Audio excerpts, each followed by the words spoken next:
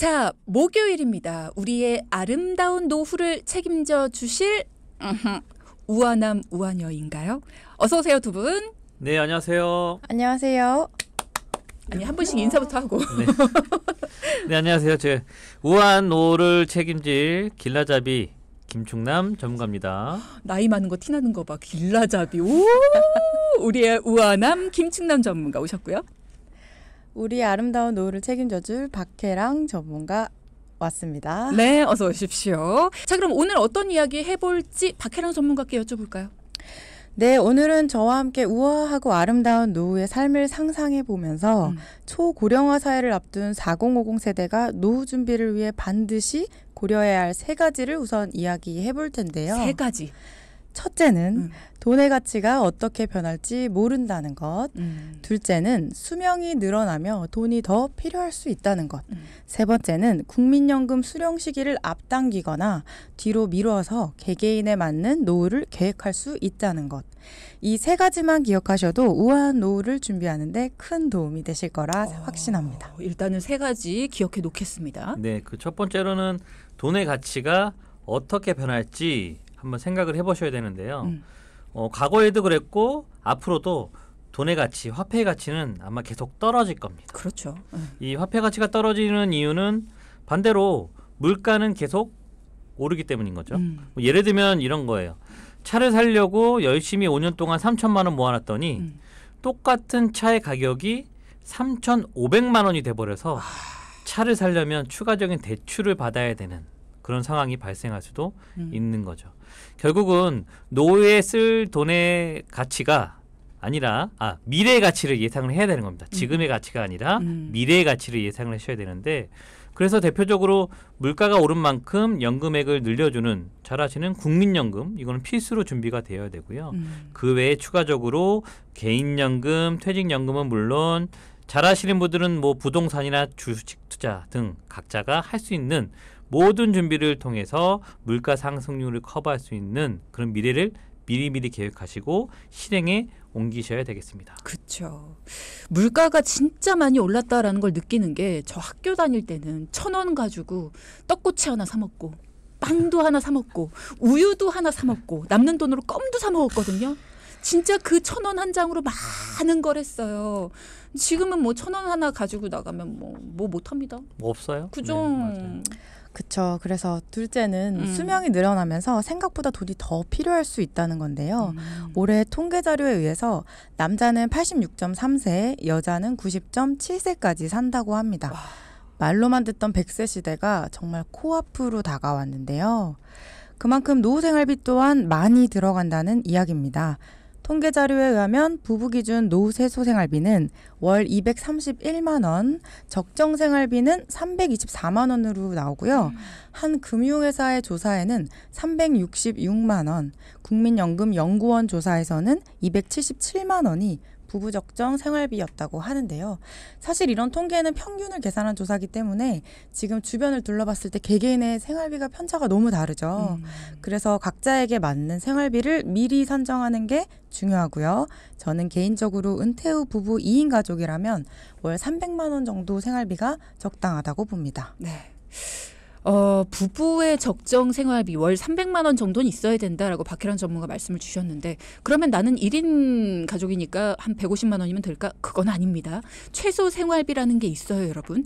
그거를 생각해 보신다면 나 지금 노후 대비 되고 있는 건가? 나중에 내가 은퇴 후에 어느 정도의 금액이 마련되어 있지? 그걸 한번 지금 떠올려 보세요. 급하죠.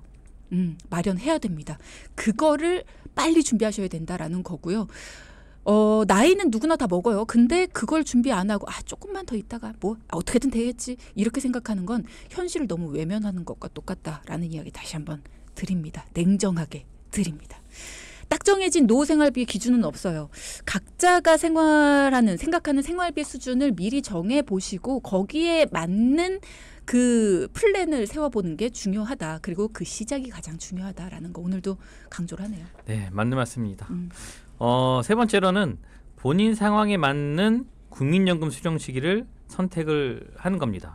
기본적으로 만 나이로 해서 56년생이시면 61세부터 60년생이시면 62세부터 64년생은 63세부터 68년생은 64세부터 그리고 69년 이후에 출생 연도의 분들은 65세부터 연금을 수령할 수 있는데요. 이렇게 딱 정해진 나이가 되었다고 해서 무조건 국민연금을 타시기보다는 상황에 맞게 국민연금 타는 시기를 좀 앞당기거나 늦춰서 소득의 공백을 메꿀 수 있습니다. 근데 국민연금을 타는 시기가 정해져 있는 건데 앞당기거나 늦추게 됐을 때 내가 손해보는 금액은 없어요? 원래 연금을 받아야 한 때보다 일찍 앞당겨 받는 걸 조기연금이라고 하는데요. 네. 최대 5년 일찍 받을 수 있는데 대신 1년마다 연 6%씩 연금액이 깎입니다. 아, 손해를 보네요. 맞아요. 그래서 5년을 일찍 받으면 원래 받아야 할 연금보다 최대 30%를 덜 받는 셈이에요.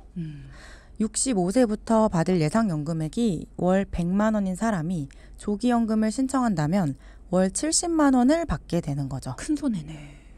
요즘은 은퇴 후에 재취업을 하시는 분들이 많으시잖아요. 네네. 반대로 원래 받아야 하는 때보다 더 늦게 받는 것을 연기연금이라고 하는데요. 65세보다 최대 5년 늦게 받을 수 있고 연기연금을 신청하게 되면 더 많은 연금액을 수령할 수 있다는 장점이 있어요. 1년 늦게 받을 때마다 연 7.2%씩 연금액이 오르기 때문에 5년을 미뤄받으면 원래 받아야 할 연금보다 최대 36% 많이 받을 수 있습니다. 우리 연기해서 받읍시다. 근데 이게 사실상 정답이 없어요. 앞서 들으신 것처럼 사실 일찍 받는 건 남들보다 30%를 또 덜 받는 거고요. 늦게 받는 건 36%를 더 받는 거니까 또 후자가 더 나은 선택이다 할 수도 있긴 하지만 그게 맞는 거 아니에요? 근데 이게 또 개인 상황에 따라서 퇴직했거나 건강 상태가 좋지 않아서 또 일을 할 수 없을 때는 또 조기연금을 생각해보는 것도 좋은 방법이 될 수 있거든요. 하긴 돈이 지금 당장에 없는데 내가 무조건 미뤄서 받겠어 한다고 그게 방법은 아니죠. 실제로도 이제 많이 늘고 있다고 합니다. 아, 조기연금 네. 받으시는 분들이. 개인 상황에 따라서 조기연금이 더 유리하고 필요한 경우가 있겠네요. 네, 맞아요. 실제로 제 지인 부모님께서도 공무원 40년 근속 후에 조기 퇴직을 하셔서 죄송해요. 아마 퇴직하시고 나서 독립도 하시고 어느 정도의 소득이 보존되셨는데 또 연금까지 나오니까 또 상당히 좋다고 말씀을 또 하셨던 것 같아요. 두 분이 같이 상담을 진행하셨으니까 대신 전해주세요. 네, 맞습니다. 근데 반면에 또 여전히 현역인 분들이라면 연금 받는 때를 좀 늦추는 것도 좋지만 아무래도 근로소득이나 사업소득이 크신 분들은 연금 수령이 깎이는 또 노령연금 또 감액 제도가 있기 때문에 주의가 필요하기도 합니다. 네. 국민연금 시기를 앞당기거나 늦췄을 때 손해를 보지 않을까 걱정하시는 분들이 굉장히 많을 텐데 오늘 그 내용을 정리를 해드렸습니다. 그러면 소득이 있으면 국민연금이 깎일까? 이 부분에 대해서 걱정하시는 분들도 있거든요. 이 부분에 대한 내용도 좀 전해주실까요? 네, 이게 연금 지급 개시 연령이 좀 도달해가지고 노령연금을 받고 있는 사람이 일단은 소득이 있는 업무에 좀 종사하는 경우, 그게 일을 하는 거잖아요. 그러면 연금 지급 개시 연령으로부터 5년 동안은 소득 수준에 따라서 감액된 연금이 지급이 될 수도 있다는 겁니다. 더 쉽게 얘기하면 연금 받을 때 소득이 있다면 연금을 좀 더 주겠다는 얘기거든요. 왜? 내가 낸 건데. 네. 그래서 이 감액 기준의 월 소득이 높아서 국민연금을 감액해서 받는 게 유리할지 또는 그냥 높은 소득의 수준을 월 소득을 유지하면서 국민연금을 연기해서 받는 게 더 유리할지는 잘 계산해 보시고 결정하시는 게 좋습니다. 연금을 받을 때 다른 소득이 있다면 그러니까 노후에 받는 금액을 어느 정도 이렇게 좀 맞추겠다라는 건데 연금을 다 안 주겠다는 거죠. 감액 기준의 월 소득이 높아서 국민연금을 감액해 받는 게 유리할지 아니면 연기해서 받는 게 유리할지 이 부분은 본인의 선택이다라는 이야기 김충남 전문가가 정리를 해 주셨습니다. 떨림은 좀 멈추셨나요? 어떻습니까? 네, 괜찮아지셨어요? 네. 적어둔 메모를 얻다가 잃어버리시고, 네, 그러셨는데, 박희란 전문가님 파이팅! 파이팅! 자, 일단은 노후에 대한 이야기를 우리가 나눠보고 있는데요. 노후 준비를 하는 데 있어서 물가도 생각을 해야죠. 오래 살 것도 대비를 해야죠. 적절한 시기에 국민연금도 당겨받거나 미뤄서 받아야 되죠. 이게 어느 게 나한테 유리할까도 또 고민을 해봐야 되죠. 신경 쓸 게 너무나 많습니다. 혼자라면 어렵습니다. 뭐가 더 나한테 유리할지 판단하는 게 이거 자체가 굉장히 어려워요. 하지만 돈키호테와 함께라면 어떻다? 가능하다. 방송 들으시면서 더 궁금한 점이 있으신 분들 지금도 문자창으로 질문 주시는 분들이 있으신데요. 질문은 잠시 후에 또 해결을 해보도록 하고 다른 분들은 좀 이따 해결을 하더라도 이분은 좀 해결을 해볼까요? 국민연금에서 예전에 찾았었던 400만 원가량을 납부하면 15만 원 정도를 더 받을 수 있다고 하는데 이거를 납부하는 게 좋을까요? 저는 올해 56세입니다. 라는 이야기를 주셨어요. 예전에 그러니까 중간에 잠깐 찾아 쓰신 것 같아요. 요거를 납부를 마저 하면 그러니까 비어있는 그 금액을 납부하면 돈을 나중에 더 받을 수 있다. 납부하는 게 이득입니까? 아니면 그냥 안 하는 게 이득입니까? 이거는 당연히 납부하는 게 이득입니다. 아마 왜 그럴까요? 밀렸던 이자를 좀 더 내시긴 할 텐데 앞서 말씀드린 대로 물가 상승률을 감안해서 연금액을 늘려주는 건 국민연금밖에 없거든요. 그러니까 조금 내면 낼수록 많이 받는 게 국민연금입니다. 하지만 많이 내면 낸 거보다 조금 남들보다 좀 덜 받을 수 있는 게 또 국민연금. 왜냐하면 소득 분배 개념이 있어서 네. 그런 걸 따져본다면 조금 내시고 많이 받을 수 있는 기회가 있는 거잖아요. 그러네요. 그러면 지금 이 질문을 주신 분도 나중에 은퇴 후에 소득이 좀 있다면 이걸 안 내시는 게 더 유리할 수도 있겠네요. 그거는 이제 상황에 따라 다르겠지만 사실상 요 정도 좀 밀렸던 거 냈다고 그래서 큰 문제가 될 것 같지는 않아요. 그쵸, 오히려 그냥 매달. 내시고 받는 게 더 유리할 겁니다. 자, 그럼 이번에는 두 분을 직접 찾아와서 고민이 있습니다라고 하신 분의 이야기를 들어볼 거예요. 이분은 어떤 고민이 있었고 또 어떤 솔루션을 받아가셨는지 일단 사연부터 들어보죠. 안녕하세요. 저는 파주에 거주하는 40대 중반 직장인입니다. 중소기업에서 사무직으로 일하고 있고요. 아내는 네, 성남에서 친구네 반찬 가게에서 일을 도와주고 있는 50대 주부님의 사연이 준비되어 있는데요. 한 달 전에 집에서 갑자기 통증이 몰려와서 급하게 응급실을 방문하셨다고 해요. 제가 직접 소개를 해드릴게요. 여러 가지 검사를 받고 퇴원을 하셨지만 검사 결과에 따라서 보호자가 상주를 하든 아니면 간병인이 필요할 수도 있다라는 병원의 이야기를 들으셨다고 합니다. 이 이야기 준비가 됐나요, 이제? 네, 이 이야기 한번 들어보도록 하겠습니다. 사연. 안녕하세요. 성남에서 친구네 반찬 가게 일을 도와주고 있는 50대 주부입니다.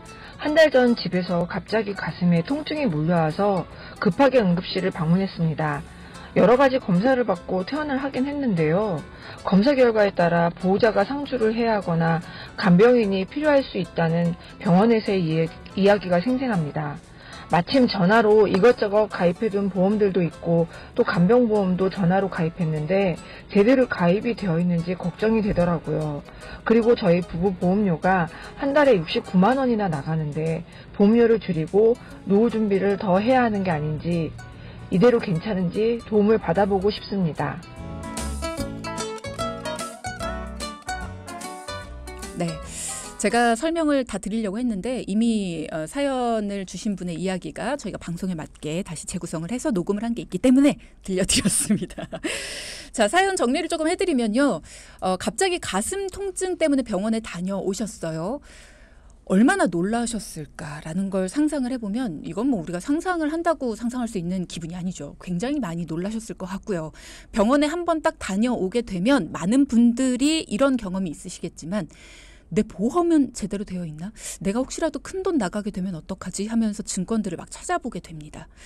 걱정이 많아지시죠? 그쵸, 맞아요. 사연자분은 50대 부부신데요. 사연 주신 아내분이 갑자기 통증으로 응급실을 다녀오시고 나서 강변보험이 걱정된다고 하셨어요.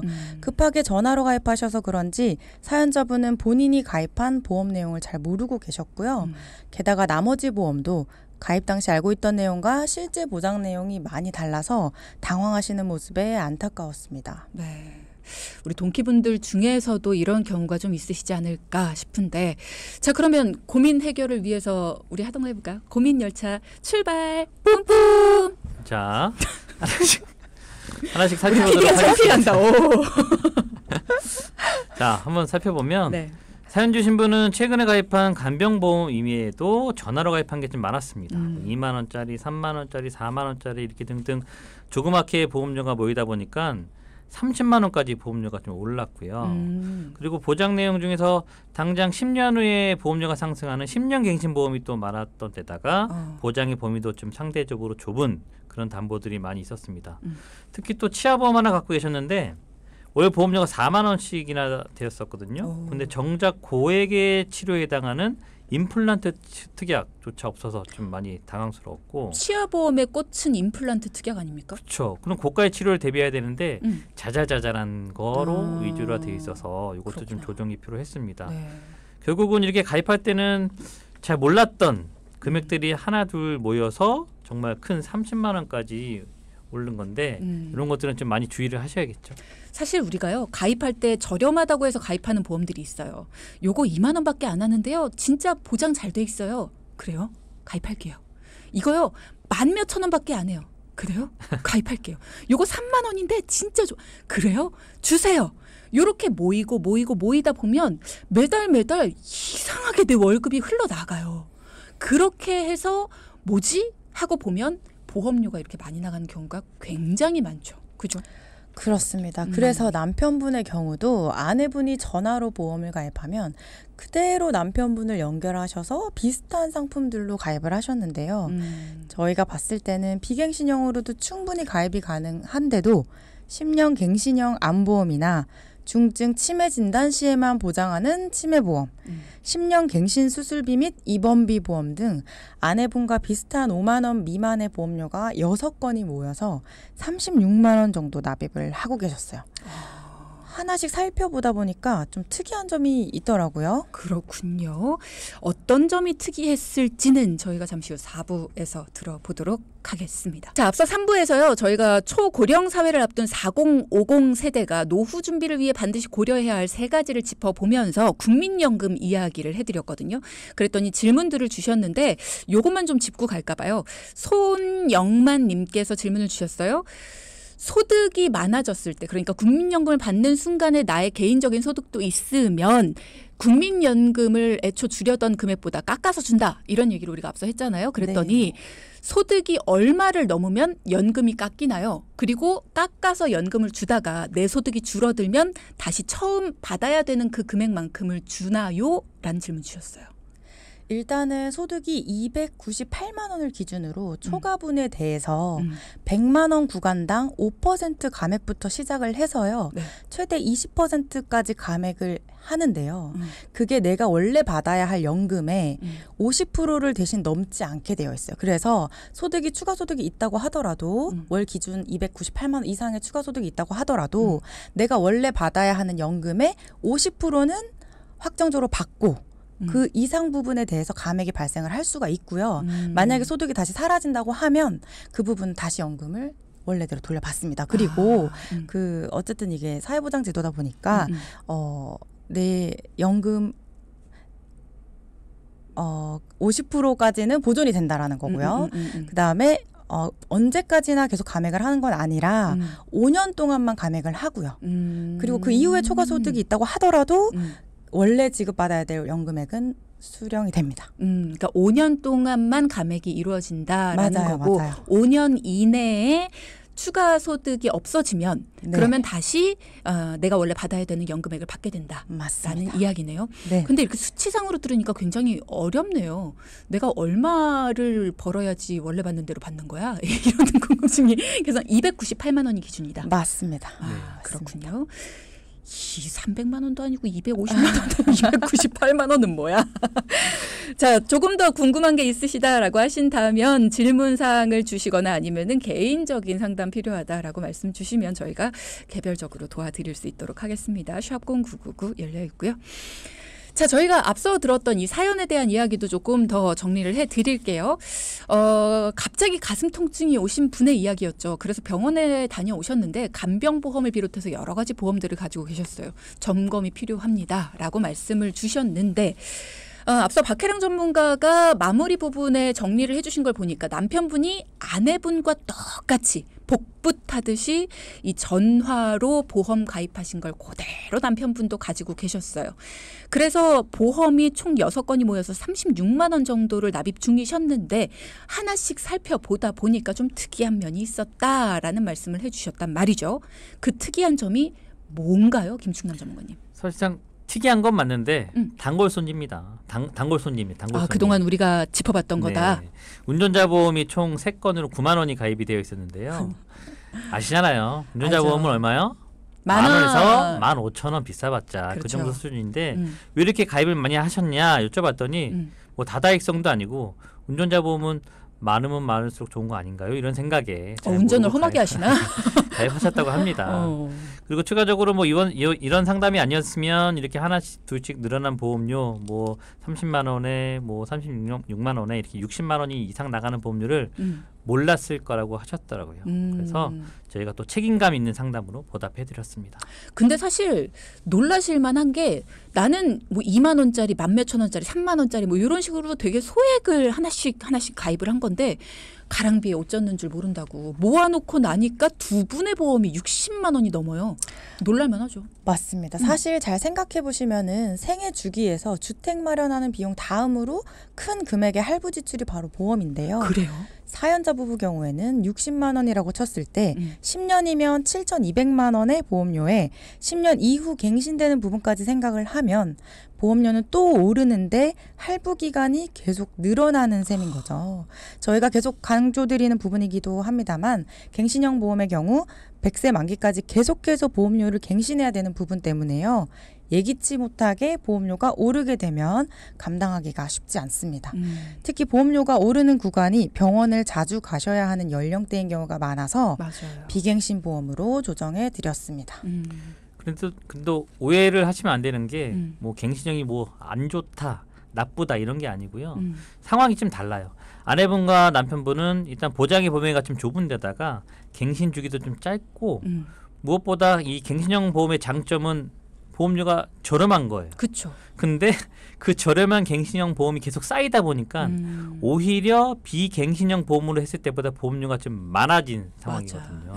그래서 이 가정 상황에서는 갱신보다 비갱신형으로 변경하시는 게 보험료 부분이나 보장 면에서 좀 유리한 상황이었습니다. 자, 그럼 이번에는 간병보험에 대해서도 좀 볼까요? 잘 되어 있던가요? 어때요? 아내분은 병원에서 간병인이 필요할 때 쓸 수 있는 간병보험인 줄 알고 계셨는데 아쉽게도 상품 이름에는 간병이라는 단어가 있지만 간병인과 관련된 보험은 아니었습니다. 에이, 이름에 간병 써 있으면 간병인이랑 관련된 보험 아니에요? 우리가 알고 있는 간병인을 쓰고 영수증을 보험사에 청구를 해서 간병비를 돌려받는 게 아니고요. 장기 요양 등급 1에서 4등급에 해당되면은 1,000만 원에서 4천만 원의 진단금을 받는 보험이었던 건데요. 1에서 4등급은 국민건강보험공단에서 몸이 안 좋은 정도를 경증부터 중증까지 점수를 매겨서 등급을 받는 거라 실제 간병인과는 별개의 보험이기 때문에 별도의 간병인 보험을 준비해야 하는 상황입니다. 야, 그러면 장기 요양보험 이렇게 해놔야지. 왜 간병보험이라고 해놨을까? 이게 소비자분들이 헷갈릴 수밖에 없어요. 그러니까. 증권을 자세히 보지 않는 이상은. 아, 참 속상하네요. 그런데 또 문제가 있었습니다. 문제가 또 있어요. 이게 또 간병인 보험에는 두 가지거든요. 간병인을 직접 보내주는 갱신형 보험하고 아내분께 설명드린 간병인을 먼저 쓰고 비용을 청구해서 간병비를 돌려받는 그런 비갱신형 보험이 있는데요. 근데 앞서 말씀드린 것처럼 이 3개월 이내에 병원에 다녀오셨어요. 그래서 지금 당장은 보험 가입이 안 되는 상황인 거고요. 뭐 응급실에 다녀오셨잖아요. 그래서 그러네요. 아프기 전에 병원 가기 전에 보험 점검이 꼭 필수라고 다시 한번 말씀드리고 싶고 결론은 한 2달 뒤에 한번 심사를 올려서 가입 여부를 알아봐드릴 예정입니다. 그래서 우리가 건강할 때 지금 나 지금 말고 조금 더 있다가라고 하실 게 아니라 우리가 언제 아프고 언제 다쳐서 병원에 갈지 몰라요. 병원 안 가고 지금 내가 괜찮을 때 전문가 도움을 받아봐야 됩니다. 결국 아내분은 한 달 전 병원 이력 때문에 지금 당장은 보험 가입이 안 되고 하지만 일회성 통원으로 약도 안 드시고 추가 검사도 안 하셨기 때문에 갱신형 위주보험은 20년 납 90세 만기에 비갱신형으로 기존 30만 원에서 월 보험료 10만 9천 원으로 줄이되 2달 뒤로 이제 미뤄졌습니다. 그렇군요. 남편분 보험도 살펴볼까요? 네, 남편분은 뭐 36만 원 정도의 보험료를 납입을 하고 계셨는데요. 네. 아내분과 마찬가지로 가입 건수가 많은 갱신형 보험을 하나의 비갱신형 보험으로 변경했음에도 불구하고 보험료는 줄이고 보장의 범위를 늘릴 수 있었습니다. 다만 좀 아쉬웠던 것은 고혈압약 또 고지혈 약을 드시고 계셔서 유병자 보험으로 좀 보완을 해드렸는데요. 자, 여기서 돈키호테만의 기술 하나 들어갑니다. 빠밤. 우리가 보통 생각하기에 고혈압약, 고지혈증 약을 드시면 당연히 비싼 유병자 보험으로 또 가입을 해야 된다고 생각을 할 수도 있잖아요. 몸이 안 좋은 거니까. 맞아요. 네. 근데 여기서 중요한 건 암 보장만큼은 유병자가 아닌 일반 보험으로 가입이 가능합니다. 그래서 암은 일반 건강보험 이렇게 하고요. 네. 나머지 뇌혈관, 심혈관, 뭐 질병 상해는 유병자 보험 이렇게 두 개의 보험으로 나눠서 설정해 드렸습니다. 근데 우리가 흔히 생각할 때 하나의 보험으로 묶어서 하는 게 더 저렴하지 않을까? 두 개로 이렇게 나눠서 하면 더 비싼 거 아니야? 이렇게 생각하는데 아니에요? 그렇게 생각하실 수 있는데요. 네. 천천히 일단 설명을 드리면 일단 유병자 보험이 일반 건강보험보다 보험료가 비싼 건 아시죠? 그죠? 그러니까 똑같은 암보장도 일반 건강보험보다 유병자가 비쌀 수밖에 없는데요. 보험사에서는 암과 고지혈, 고혈압은 관계가 없다고 보기 때문에 암보장은 일반 보험으로 가입을 하고 나머지 보험은 유병자로 가입하는 게 하나의 유병자 보험에 암, 뇌혈관, 심혈관 다 넣는 것보다 저렴하게 가능했습니다. 그렇군요. 이렇게 나눠서 좀 가입하는 게 더 좋을 것 같고 그리고 이제 최근에는 유병자 보험이라 할지라도 기존처럼 5년 이내가 아닌 10년 이내의 과거 병력을 물어보는 그런 상품들이 또 나왔거든요. 그래서 우리가 흔히 알고 있는 355 5년 안에 입원 수술과 5년 안에 암 같은 중증 질환이 있는지 물어보는 게 아닌 310 10년 이내에 입원 수술과 10년 이내에 암 질병 같은 중증 질환이 있는지 물어보는 거예요. 당연히 해당 사항이 없으면 기본적인 유병자 보험보다 저렴한 이 말씀드린 초경증 간편보험이 판매되고 있기 때문에 310. 이 남편분 또한 이런 초경증 간편보험을 해서 보험료를 더 줄일 수 있게 되었습니다. 양궁인 줄 알았네요. 310. 10.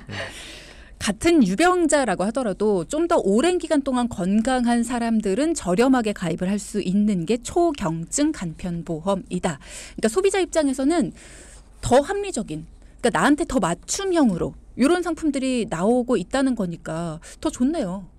네네. 추가로 보험료를 줄일 수 있었던 거는 9만 원짜리 운전자 보험을 15,000원으로 변경해서 가능했는데요. 운전을 직업으로 하는 택시, 버스 기사분들을 제외하고는 자가용 운전하시는 분들은 운전자 보험 10,000원에서 15,000원이면 충분하다고 말씀드리고 있습니다. 물론 중복되는 상해 보장, 골절, 화상 진단비 이런 보장들이 좀 줄어들긴 하지만요. 사연자분 남편은 직업도 회사원이시고 주기적으로 하는 운동도 없으시고 굳이 상해 사망, 교통 사망, 상해 수술 이런 거에 비싼 보험료를 내실 필요가 없었거든요. 그래서 가성비 있게 꼭 필요한 합의금, 벌금, 변호사 선임 비용 같은 운전자 보장만 넣어서 변경해드렸습니다. 네. 이렇게 중복 보장이 안 되는 그런 보험들이 있어요. 근데도 불구하고 3개, 5개, 7개 막 이렇게 갖고 계신 분들이 있거든요. 난 이거 많이 갖고 있으면 많이 받는 줄 알았는데 아니야? 이런 분들, 내 가정경제의 구멍은 거기에 있습니다. 그런 것들도 꼭 전문가와 함께 찾아내 보시고요. 우리 가정경제 흐름의 원활함을 되찾아 보시죠. 자, 운전자 보험 비싸게 낼 필요 없습니다. 내가 만약 운전을 업으로 하고 있지 않은데 5만 원씩 7만 원씩 내고 있다. 나는 3만 원짜리를 갖고 있다. 이런 분들은 그 안에서 매달 여유를 몇만 원씩 찾아내실 수 있습니다. 커피 한 잔 그리고 밥을 좀 더 비싸고 우아하게 드실 수가 있다는 거 잘 기억해 두시고요. 자, 그럼 남편분 보험금은 얼마가 줄어든 거죠? 네, 그렇게 해서 보장의 범위가 좁은 갱신형 보험을 보장의 범위를 넓혀서 비갱신형으로 변경했음에도 불구하고 남편분의 보험료는 15만 원으로 줄어들었고요. 그래서 매월 25만 원의 보험료를 절감할 수 있게 되었습니다. 아내분 보험료는 병원 이력 때문에 미뤄졌으나 남편분은 25만 원이나 줄어들었네요. 자, 그러면 노후 준비는 또 어떻게 도와주셨습니까? 먼저 아내분은 예전에 국민연금 냈던 기간이 5년 정도 된 게 있어서 임의 가입으로 이어나갈 수 있게 안내를 해드렸고요. 국민연금이 임의 가입은 만 18세 이상 만 60세까지 미만까지 가입할 수 있고 그렇게 국민연금 가입 이력을 10년을 채우고 싶을 때나 또는 소득이 없을 경우 어떻게 보면 국민연금 의무는 납부는 없지만요. 납부를 원하실 경우에는 아내분처럼 국민연금 지사나 인터넷을 통해서 신청하시면 되겠습니다. 국민연금이야말로 이 물가 상승률을 반영하기 때문에 가장 필요한 1층짜리 기본적인 연금이다 이런 얘기 많이 해주시잖아요. 숨어있던 국민연금도 찾아주셨습니다. 네. 남편분은 노후 준비에 대한 투자 관심도 많으셔서 펀드나 주식을 종종 하신다고 하시더라고요. 특히 올해는 미국 주식 수익이 굉장히 좋아서 내년에 내야 할 세금이 500만 원이나 된다고 하셨습니다. 오, 미국 주식 세금 그렇게 많이 내요? 미국 주식이 수익이 좋으니까 나도 미국 주식 해봐야지 하는 동기분들은 참고하셔야 될 부분이 국내 주식에 대한 매매차익 세금은 거의 없습니다. 하지만 미국 주식은 연에 250만 원을 초과한 수익에 대해서는 22%의 세금을 내는데요.